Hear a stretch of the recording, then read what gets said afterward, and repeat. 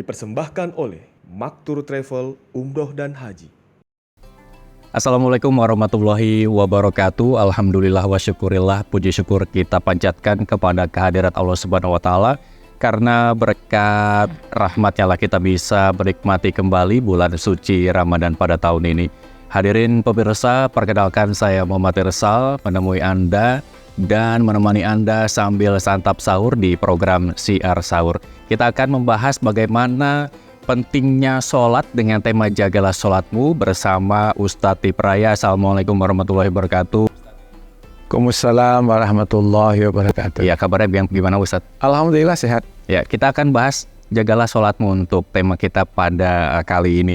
Dan bagaimana pentingnya sholat dengan ibadah lain Ustadz? Baik. Sholat itu kata Rasulullah tiang agama. Fondasinya agama. Berarti kalau tiada sholat sebenarnya agama itu runtuh. Maka dikatakan oleh Rasulullah dalam hadisnya, as-salatu imaduddin. Sholat itu tiang agama. Wa man aqamaha faqad aqamad-din.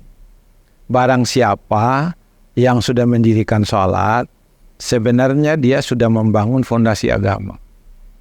Wa man tarakaha, barang siapa yang meninggalkan sholat, faqad hadamad-din. Dia sudah merobohkan fondasi agama. Ini hebatnya itu sholat. Dan sholat itu diwajibkan tidak hanya kepada umat Nabi Muhammad.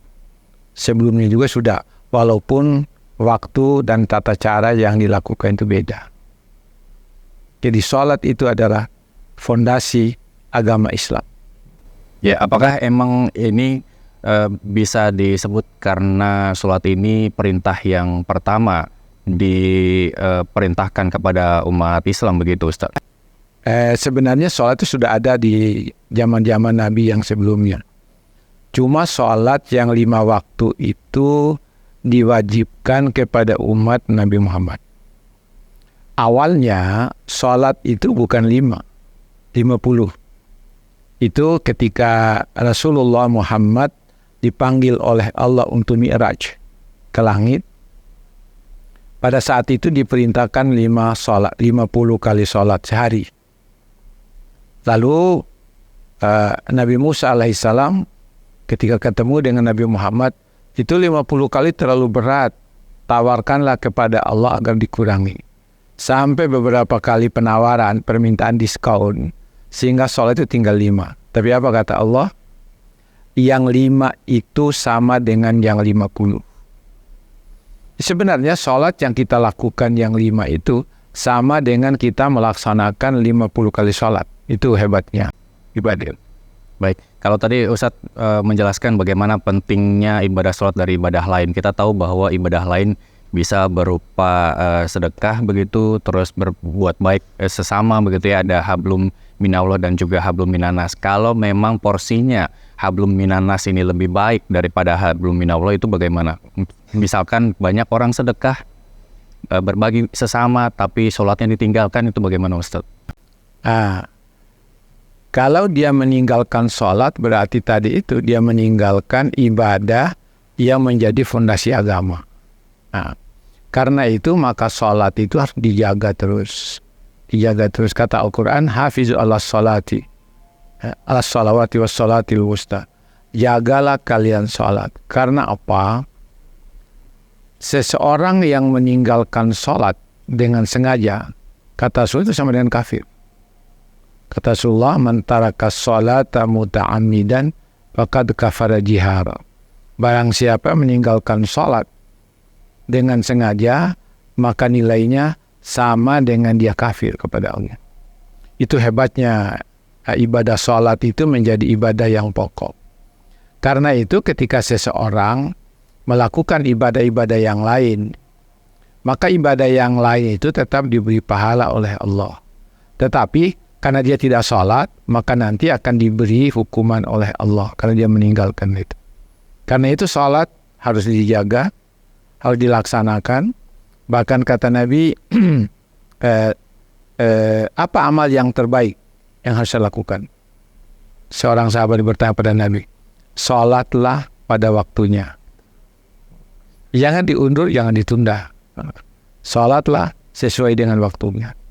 Baik, apakah ada toleransi bagi mereka-mereka yang tidak menjalankan sholat tepat waktu, mungkin masih dalam perjalanan atau hal-hal lain yang menyebabkan ia tidak sholat tepat waktu, Ustaz?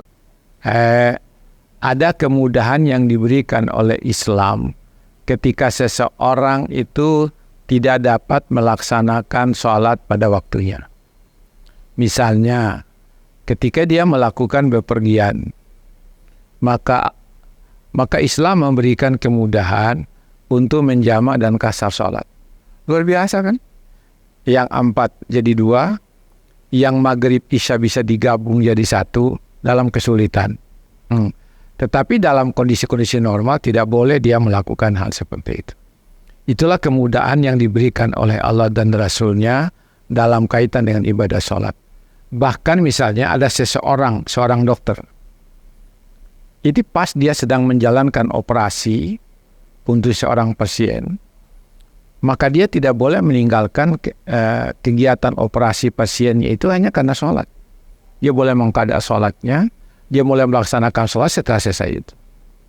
Bagaimana kalau belum selesai 2 kali waktu sholat, dia masih melakukan operasi?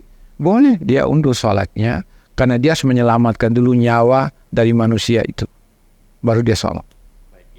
Satu kelonggaran yang diberikan oleh Allah Subhanahu wa taala memudahkan manusia untuk beribadah kepadanya, begitu ya. Termasuk orang-orang yang buruk, jahat sekalipun Allah masih bisa menerima dengan taubat yang sesungguh-sungguhnya, taubatan nasuha, begitu ya, Ustadz. Tapi bagaimana dengan mereka orang-orang yang dulunya buruk seperti bertato dan lain sebagainya, terus kemudian dia melakukan taubatan nasuha, bertobat dengan sesungguh-sungguhnya, terus bagaimana mereka bisa menjalankan ibadah seperti sholat dan lain sebagainya, itu bagaimana hukumnya, Ustadz? Tapi jangan dijawab dulu karena kita harus jeda sesaat. Pemirsa, Syiar Sahur akan kembali usai jeda. Memang sholat di masjid itu sangat dianjurkan. Sangat dianjurkan.